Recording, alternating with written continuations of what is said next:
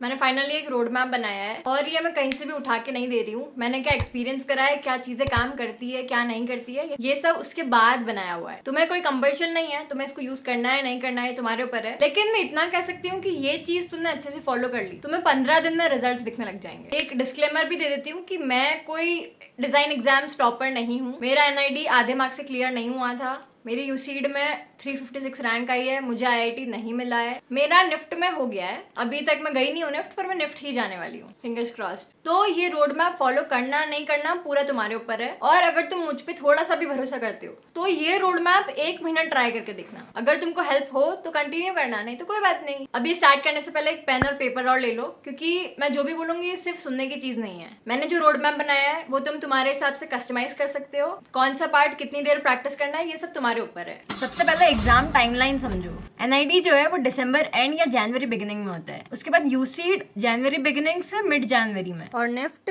ज्यादातर फरवरी में ही होता है। उसके बाद बोर्ड जाती है फरवरी मार्च में, और उसके बाद सिचुएशन टेस्ट और इंटरव्यूज होते हैं। मतलब तुमको एक ही साथ में बहुत सारी चीजें हैंडल करनी है, बहुत सारी चीजें मैनेज करनी है। और हर एग्जाम क्योंकि थोड़ी थोड़ी अलग होती है तो तुम्हें तुम्हारा पेस चेंज करना पड़ेगा।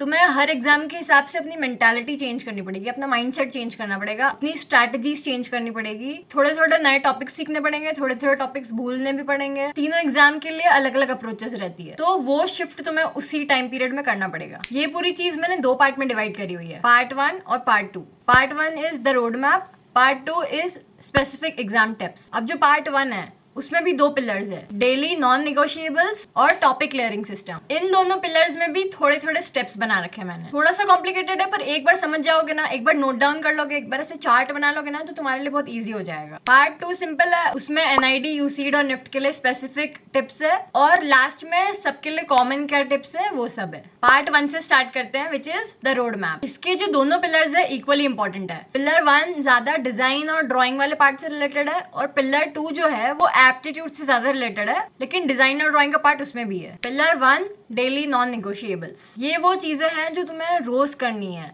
मतलब हफ्ते में 6 दिन तो मिनिमम। एक आध दिन तुम्हारा मिस हो रहा है कोई बात नहीं, ज्यादा रिग्रेट मत रखना। और ऐसा अगर कर रहे हो कि 4 दिन बहुत अच्छे से प्रैक्टिस कर रहे हो तो हफ्ते में 4 दिन भी चलेगा, लेकिन इस चीज की फ्रिक्वेंसी तुम्हें बहुत ज्यादा रखनी है। डेली करते हो तो बेस्ट है। अगर तुम्हारा टाइम कम मैनेज हो पाता है तो हफ्ते में 4 दिन तो करो ही करो। पार्ट 1 इज लाइव स्केचिंग और क्विक स्केचेस। तुम्हारे सामने जो भी है उसे स्केच करने की ट्राई करो, कुछ भी है उसे स्केच करने की ट्राई करो। 1 मिनट के स्केचेस, 2 मिनट के स्केचेस, 5 मिनट के स्केचेस, या फिर एक ही चीज को 1 मिनट में बनाने की कोशिश करो, उसी चीज को 2 मिनट में बनाने की कोशिश करो, उसी चीज को 5 मिनट में बनाने की कोशिश करो। उसके बाद तुम्हें स्पीड बिल्डिंग करनी है। एनआईटी के लिए बहुत इंपॉर्टेंट है। तुम्हें क्या करना है, इंटरेस्ट खोलना है। तुम्हें वहां पे कुछ भी डाल देना है कि डिजाइन एग्जाम्स ड्रॉइंग्स ऐसा कुछ भी कर, या ऑब्जेक्ट्स ड्रॉइंग, ऐसा कुछ भी डाल देना जो भी तुम्हारा ड्रॉ करने का मन हो रहा हो। 15 से लेके 30 मिनट के बीच में टाइमर सेट करना। तुम्हें फिर बिना हाथ उठाए स्केचिंग करनी है। जितनी जल्दी हो उतनी जल्दी स्केचिंग, जितनी ज्यादा देर कर सको उतनी ज्यादा देर तक स्केचिंग। थोड़ा हाथ दुखने लग जाएगा बीच में, पर उसी को ट्रेन करना है। तुम्हारी हाथों की जो मसल्स है वो पूरी तरह ड्राइंग में ढल जानी चाहिए। दिमाग तो हम ट्रेन करेंगे ही, पर हमारा हाथ की मसल्स भी ट्रेन होनी चाहिए। उसके बाद पार्ट 2 है विजुअल लाइब्रेरी बनाना। रोज नई चीजें कलेक्ट करो, objects, people, spaces, nature, festivals, tools, anything, literally anything, और आई शुड से एवरीथिंग। हर चीज की तुम्हारे पास विजुअल लाइब्रेरी में जगह होनी चाहिए। ये तुम पिंटरेस्ट से कर सकते हो, तुम्हारी रियल लाइफ में जो भी चीजें आसपास है उससे कर सकते हो, कोई बुक्स उठा सकते हो, जहां से जो मिल रहा है सब इकट्ठा करो। विजुअल लाइब्रेरी कैसे बनाना है उस पर मैं ऑलरेडी वीडियो बना चुकी हूँ, शायद एपिसोड 2 है वो, बिकमिंग अ डिजाइनर का। उसके बाद पार्ट 3 है विजुअल लाइब्रेरी प्रैक्टिस करना। जो कलेक्ट किया है उसको ड्रॉ करो, बार बार ड्रॉ करो जब तक मसल मेमोरी ना बन जाए। देखो, एक ही चीज को बार बार प्रैक्टिस करोगे तो वो चीज तुम्हें याद होगी। ज्यादा चीजें तुम एक ही बार प्रैक्टिस करोगे तो उसमें से आधे से ज्यादा तो भूल ही जाओगे। तो ये स्ट्रैटेजी यूज करो। भले ही एक चीज बनाओ, 10 बार बनाओ, पर अच्छे से याद कर लो, ताकि एग्जाम में तुम्हें जहां जरूरत पड़ रही है वहां पे वो चीज बना के आओ। एक एग्जाम्पल देती हूँ। मैंने ना ऐसे लैम्प्स और पॉट्स, चेयर्स, कुछ स्पेसिफिक है ना एकदम याद कर ली थी। तो अगर मैं कोई भी सीन क्रिएशन कर रही हूँ तो मुझे जहाँ पे जगह खाली दिखती थी, जो लगता था कि यहाँ पे अच्छा लैम्प आ जाएगा तो मैं वहाँ लैम्प बना देती थी, चेयर आएगी तो चेयर बना देती थी, पॉट्स आएंगे तो पॉट्स बना देती थी, कहीं पे प्लांट्स बना देती थी। तो वो जो खाली खाली दिखते हैं ना सीन्स, वो नहीं दिखते थे। और वो क्यों हुआ? क्योंकि विजुअल लाइब्रेरी बनी हुई थी और उसमें मैंने प्रैक्टिस करी हुई थी कुछ चीजें स्पेसिफिकली बहुत अच्छे से। तो ये चीज एग्जाम में बहुत काम आती है। उसके बाद सबसे इंपॉर्टेंट डिजाइन थिंकिंग पर काम करना। तुम कितनी स्केचिंग कर लो, कितना ही कुछ कर लो, तुम्हारी डिजाइन थिंकिंग डेवलप नहीं है, तुम्हारी स्केचिंग, तुम्हारा बहुत सुंदर आर्ट कोई काम का नहीं है। इस चीज के ऊपर भी मैंने बहुत सारे वीडियोस बनाए, तो वहां पर देख लेना। उसके बाद पिलर 2 की बात करते हैं, which is topic clearing system. और ये वाली चीज मैंने स्पेसिफिकली बहुत ज्यादा यूज करी है अपनी प्रिपरेशन के टाइम पे। इसमें 7 स्टेप्स है। स्टेप 1, अपनी टॉपिक लिस्ट बनाओ। ये टॉपिक के कुछ एग्जाम्पल्स है, सिर्फ एग्जाम्पल्स ही है। तुम्हारी टॉपिक लिस्ट इससे डबल ट्रिपल कितनी भी बड़ी हो सकती है। उसके बाद स्टेप 2 इज एक दिन में तुम कितने टॉपिक्स करते हो। तुम 2 बड़े टॉपिक्स भी ले सकते हो या 5 छोटे टॉपिक्स भी ले सकते हो या उनका कॉम्बिनेशन भी ले सकते हो। सब कुछ तुम पे डिपेंड करता है। तुम तुम्हारी टॉपिक लिस्ट हायरार्की में भी बना सकते हो। क्या सबसे ज्यादा इंपॉर्टेंट टॉपिक्स है, क्या मिड टियर में है, क्या ओके टॉपिक्स है, तो करोगे नहीं करोगे तो भी चलेगा। फिर जैसे तुम्हारा टाइम सेट होता है उस हिसाब से तुम एक एक टॉपिक पे पढ़ते जाना, विच इज स्टेप 3। और स्टेप 3 तुम्हारा दिन का पहला हाफ होगा या फिर तुम्हारी प्रेपरेशन का फर्स्ट हाफ होगा। मतलब अगर तुम 1 घंटे प्रेपरेशन कर रहे हो तो आधे घंटे पहले कुछ नया सीखो। एक टॉपिक उठाओ, उसका कॉन्सेप्ट क्लियरली समझो, उसके नोट्स बनाओ, अपने वर्ड्स में बनाओ और उससे रिलेटेड एग्जाम्पल्स ढूंढो। वो टॉपिक एग्जाम में, कौन सी एग्जाम में कैसे आ रहा है वो समझो, सिर्फ रटो मत उस टॉपिक को। स्टेप 4 इज तुम्हारी प्रेपरेशन का second half, which is revise करना। जो आज सीखा वो रिवाइज करो, जो कल सीखा वो रिवाइज करो, जो पहले सीखा वो रिवाइज करो। क्योंकि नया सीख लोगे, पुराना भूल जाओगे तो कोई मतलब नहीं है। जहां से प्रेपरेशन शुरू करी थी वहीं के वहीं रह जाओगे, इसीलिए रिवाइज करो। स्टेप 5 इज कोई भी कॉन्सेप्ट तुम्हें अच्छे से क्लियर हो गया है, तुमने उसके नोट्स बना लिए हैं, तुमको इतना कॉन्फिडेंस आ गया है कि हाँ ये वाला टॉपिक अब मैं एग्जाम में अच्छे से परफॉर्म कर सकती हूँ, उसको स्ट्राइक ऑफ कर दो। जब ऐसा करोगे ना तो तुम्हें खुद में ना प्रोग्रेस फील होगी, थोड़ा सा कॉन्फिडेंस आएगा कि चलो इतने टॉपिक्स तो मैंने कंप्लीट कर लिए हैं। उसके बाद स्टेप 6 है स्ट्रॉन्ग पॉइंट्स बिल्ड करना, वेरी इंपॉर्टेंट। और ये चीज मैं इसलिए बोलती हूँ क्योंकि कुछ बच्चे होते हैं ना जिनकी कुछ चीजें बहुत ही अच्छी होती है, किसी की लाइन्स बहुत ही अच्छी होती है, एकदम क्लीन एंड क्लियर, कुछ भी बनाते हैं एक बार में ड्रॉ हो जाता है। किसी की हैचिंग बहुत अच्छी होती है तो वो इतनी प्यारी शेडिंग करके आते हैं, भले ही उसका ज्यादा मतलब नहीं रहता पर वो दिखती इतनी अच्छी है कि कम मार्क्स मिलने की चांस तो कम ही हो जाती है। उसके बाद अगर तुम उसमें डिजाइन थिंकिंग जोड़ दो तो तुम्हें बहुत तगड़े मार्क्स मिलेंगे। किसी की स्टोरी टेलिंग बहुत अच्छी होती है, किसी का कॉम्पोजिशन बहुत अच्छा होता है, किसी की स्टोरी बोर्डिंग एनिमेशन वाली चीजें बहुत अच्छी होती है। तो स्ट्रॉन्ग पॉइंट्स बनाने पे ध्यान दो। उसके बाद लास्ट स्टेप है अपनी प्रोग्रेस ट्रैक करना। तुमने पिछली 6 स्टेप्स में जो भी करा है उसको गो थ्रू करना, उसको अपने दिमाग में रखना। क्योंकि तुमने प्रिपरेशन कर ली, तुमने कुछ भी टॉपिक पढ़ा, तुमने कॉन्सेप्ट क्लियर करा, तुमको उसको याद रखना है कि तुमने ये करा भी है। एक नॉर्मल सा ट्रैकर बना लो अपने लिए, नॉर्मल सा, मतलब तुम लिख दो कि यार इस दिन पे मेरे को ये आता है, इस हफ्ते में मुझे इतना सीखना है। बस सिर्फ 2 चीजें, क्या आता है, क्या सीखना है। फिर नेक्स्ट वीक तक जब पहुंच जाओ तब देखना कि जो आता था वो रिवाइज करके स्ट्रॉन्ग हुआ कि नहीं, और जो सीखना था वो सीखा कि नहीं। और 15 दिन में तुम्हें डिफरेंस दिखना स्टार्ट हो जाएगा, आई प्रॉमिस दिस। अब पार्ट 2 की बात करते हैं, which is exam specific tips. NID से शुरू करते हैं। सबसे पहली चीज स्पीड स्केचिंग, क्योंकि इस साल पता है क्या केस हुआ था, लगभग 16 क्वेश्चंस के आसपास आए थे। 5 या 6 क्वेश्चंस थे, उसमें हर किसी में 2-2, 3-3, 4-4 सब क्वेश्चंस थे। ऐसे कुछ करके शायद 16 क्वेश्चंस हो गए थे। 3 घंटे का पेपर था और 1 घंटे बाद ही मुझे वॉशरूम जाने की जरूरत पड़ गई थी। मैंने 2 घंटे कंट्रोल किया है, लेकिन मैंने एक क्वेश्चन भी नहीं छोड़ा है। मैंने 5 मिनट के लिए भी हाथ नहीं उठाया उस पे से। अगर मैं 5 मिनट के लिए भी उठ के चली जाती तो मेरा एक नया क्वेश्चन पक्के से छूटता। और इसीलिए speed sketching is very important for NID. 1 minute भी एक्स्ट्रा नहीं मिलता है, सोचने का भी टाइम नहीं मिलता है। जितना सोचा हुआ है, जितना प्रैक्टिस करा हुआ है, उतना बना के आ जाओ, वही बहुत बड़ी बात होती है। सेकंड इज ऑब्जेक्ट्स को मेमोराइज करो, विच इज विजुअल लाइब्रेरी वाली चीज। उसके बाद past year paper questions very important, क्योंकि एनआईडी हर क्वेश्चन में कुछ अनोखा नहीं पूछता है। अगर 5 क्वेश्चन आ रहे हैं तो उसमें से 3 क्वेश्चन ऐसे होंगे जो तुम ऑलरेडी प्रिडिक्ट कर चुके होंगे कि हाँ ऐसा कुछ आ सकता है, ऐसा ऐसा आएगा। और वो क्यों आता है, क्योंकि सब पास्ट ईयर पेपर से थोड़े बहुत रिलेटेड ही रहते हैं। इस साल तो एप्टीट्यूड गायब भी कर दिया था। एनआईडी के लिए थोड़ा सा है ना, मेंटली तुमको ज्यादा प्रिपेयर्ड रहना पड़ेगा। एनआईडी लिटरली कुछ भी कर सकता है, कुछ भी कर सकता है। तुम एनआईडी में जाके पैनिक नहीं हो सकते। जो भी लोग पैनिक कर रहे हैं, जो भी लोग वहां सोच रहे थे कि भाई एप्टीट्यूड नहीं आया अब मेरा क्या होगा, उनका सच में कुछ भी नहीं हुआ है। हुआ मेरा भी नहीं है, पर मैंने मेरी प्रिपरेशन के हिसाब से बहुत अच्छा स्कोर कर लिया था। मेरी इतनी प्रिपरेशन नहीं थी उस टाइम पे, मुझे इतनी अक्कल नहीं थी उस टाइम पे। मुझे सारी अक्कल पिछले 2-3 महीने में आई है। तब मेरी एग्जाम्स निकल चुकी थी और मुझे ये सारी चीजें बताने वाला कोई भी नहीं था, इसलिए मैं तुम लोग सबको बता रही हूँ, बाकी तुम्हारी मर्जी है। नेक्स्ट चीज तुम्हारी क्रिएटिविटी और रॉ आइडियाज। इससे मेरा मतलब ये है कि तुम्हें कुछ भी आ रहा है, कुछ भी तुम्हारे दिमाग में आइडिया आ रहा है, उसको कहीं पे लिख के रखो। लिख के नहीं रखोगे, 1 दिन बाद 2 दिन बाद भूल जाओगे। तुमने आज लिख के रखा, तुम्हारे पास 1 महीने बाद समझ लो 10 आइडियाज इकट्ठे हो गए। तुमने उनको रिवाइज करा, तुम्हें उन 10 आइडियाज से 15 आइडियाज आ जाएंगे, तुम्हें उन 10 आइडियाज के बेटर सोल्यूशंस आ जाएंगे। तो ये वाली चीज जरूर करना। जो भी आइडिया आ रहा है, कुछ भी आ रहा है, फालतू से फालतू आ रहा है, लिख के रखो। नेक्स्ट चीज, अपनी प्रेजेंटेशन अच्छी रखो और कॉन्फिडेंट दिखो। एनआईडी के लिए line practice is very important. Line practice नहीं करोगे, तुम्हारी लाइन्स कॉन्फिडेंट नहीं दिखेगी। So please no negotiation on that part. तुम्हें लाइन प्रैक्टिस पसंद हो या नहीं पसंद हो, प्रैक्टिस करो। अब यूसीड की बात करते हैं।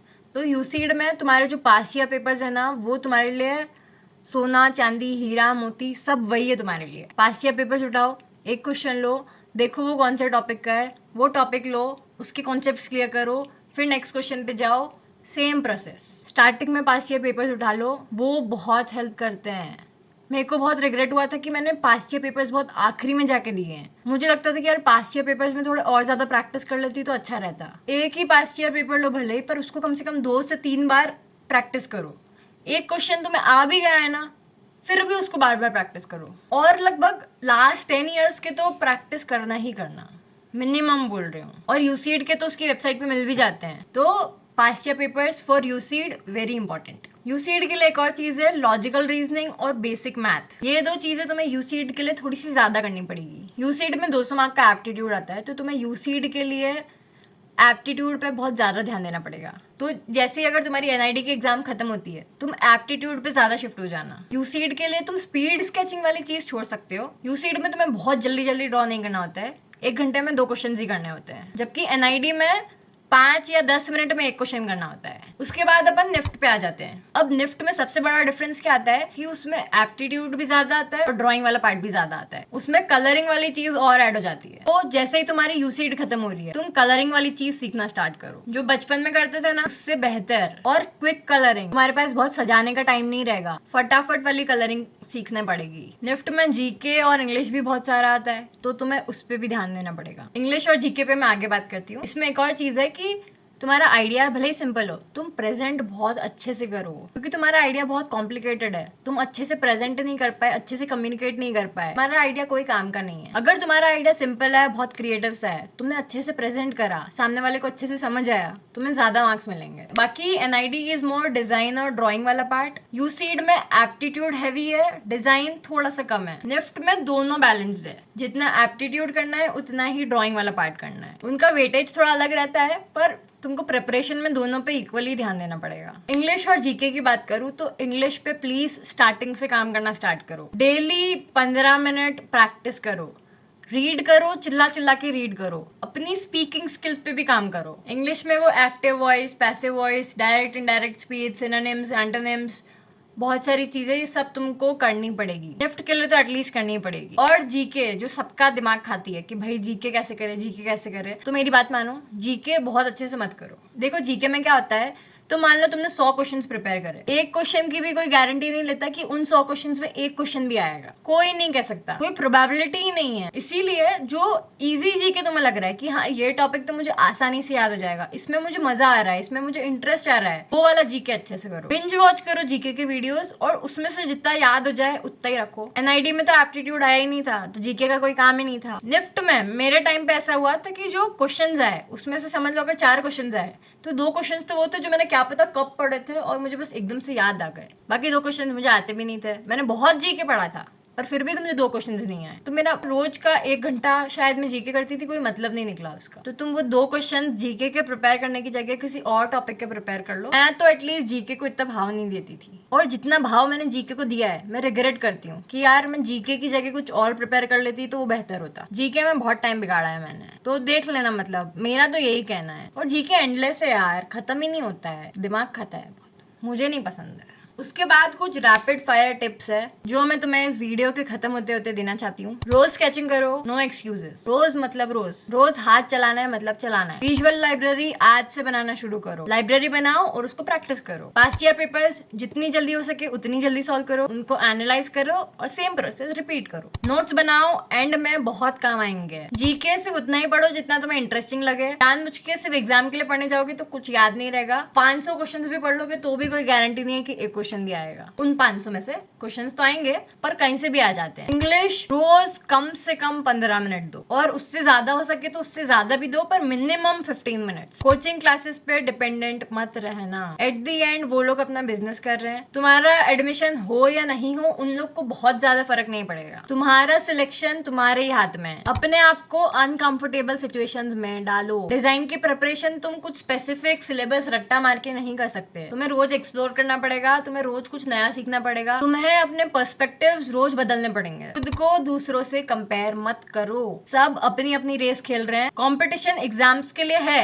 पर डिजाइन के करियर के लिए तुम में नहीं होना चाहिए। हाँ, वो कंपटीशन वाली चीज नेचुरली आ जाती है, कंपैरिजन वाली चीज नेचुरली आ जाती है, पर खुद को याद दिला लो यार कि कंपटीशन नहीं है, कंपैरिजन नहीं है। ये चीज बहुत खा जाती है अंदर से, इसीलिए कंपेयर करने से कोई फायदा नहीं है। अपना काम ऑनलाइन शेयर करो। आज के जमाने में अगर तुम्हारा ऑनलाइन प्रेजेंस नहीं है, तुम कितना ही अच्छा काम कर लो, लोगों को दिखाओगे नहीं तो क्या मतलब है? लोगों को पता कैसे चलेगा कि तुम इतना अच्छा काम करते भी हो? ऑनलाइन प्रेजेंस होना बहुत जरूरी है। व्यूज आ रहे हैं नहीं आ रहे हैं, फॉलोअर्स है नहीं है, इतना मत सोचो। ये चीज मैं खुद बहुत सोच लेती हूँ, पर यही कहूंगी, मतलब पर्सनल एडवाइस दे रही हूँ कि मत सोचो यार। मैंने जब स्टार्ट किया था तब मुझे नहीं पता था कि मेरे इतने फॉलोअर्स हो जाएंगे या ऐसा कुछ हो जाएगा। मुझे ये भी नहीं पता था कि मैं ऐसे वीडियोस बनाऊंगी भी सही। तुम में से बहुत लोगों ने मुझे कमेंट्स करे, बहुत सारों ने डीएम्स करे, बहुत सारों ने बोला कि ऐसा ऐसा करो, तुम ऐसा ऐसा कर रही हो। रोड मैप बनाने का भी मेरा कोई प्लान नहीं था, लेकिन मैं बना रही हूँ। तो किसी पॉइंट से स्टार्ट करोगे ना तो आगे का रास्ता दिखेगा। बहुत ज्यादा साइकोलॉजिकल बातें हो गई। नेक्स्ट इज अपनी जो प्रोग्रेस है थोड़ी ट्रैक करते रहो। अगर ट्रैक नहीं करोगे तो तुम भूल ही जाओगे कि यार कितना करा था, फिर एंड में आके बोलोगे कि मैंने तो कुछ प्रिपेयर करा ही नहीं है। कॉन्फिडेंस ही नहीं आएगा। प्रिपरेशन करने वालों को कॉन्फिडेंस आता है। अगर तुमने प्रिपरेशन कर ली है और तुम्हें रियलाइज ही नहीं खुद में कि तुमने इतना इतना प्रिपेयर करा है तो कॉन्फिडेंस नहीं आएगा। तो ट्रैक करो अपनी प्रोग्रेस, चीजों को रिवाइज करो, पुराना मत भूलो, पुरानी चीजें जो पढ़ ली है उसको रिवाइज करते रहो। And last but not the least, do the work now. Results के बाद सिर्फ रिग्रेट बचता है। देखो, बहुत ही पर्सनल एक्सपीरियंस ये वाली चीज बोल रही हूँ। रिजल्ट्स के बाद सिर्फ ये फील होता है कि यार उस टाइम पे थोड़ी सी और मेहनत कर लेते ना तो आज शायद सिचुएशन अलग होती, लेकिन अब चाह के भी कुछ नहीं कर सकते। जितनी मेहनत करनी है सब एग्जाम्स के पहले होगी। थोड़ा खुद को और पुश कर लो, थोड़े और सेक्रीफाइसेस कर लो। At the end it will all be worth it, I promise. जब पता चलता है ना कि यार एनआईडी में हो गया, यूसीड में हो गया, इतनी रैंक आई है, यहाँ पे जाएंगे, तब जेन्युइनली बहुत खुशी होती है। तो अभी मेहनत कर लो, अभी चिल कर लोगे, अभी मस्ती मजाक में सब निकाल दोगे, बाद में सिर्फ रिग्रेट होगा। मेरा कोई प्लान नहीं था इसको इतना साइकोलॉजिकल और मोटिवेशनल बनाने का, लेकिन मैंने ये सब चीजें फील करी है इसलिए मैं तुम्हें बता रही हूँ। तुम्हें इन सब में से किसी भी टॉपिक पे डिटेल्ड वीडियो चाहिए तो मुझे बता देना। I think that's it. ये रोड मैप ट्राई करना और 15-20 दिन या 1 महीने बाद में जाके बताना कर रहे हो कि नहीं कर रहे हो, हेल्प हो रही है कि नहीं हो रही है। लेट्स बिकम अ डिजाइनर साथ साथ में। Okay, bye bye.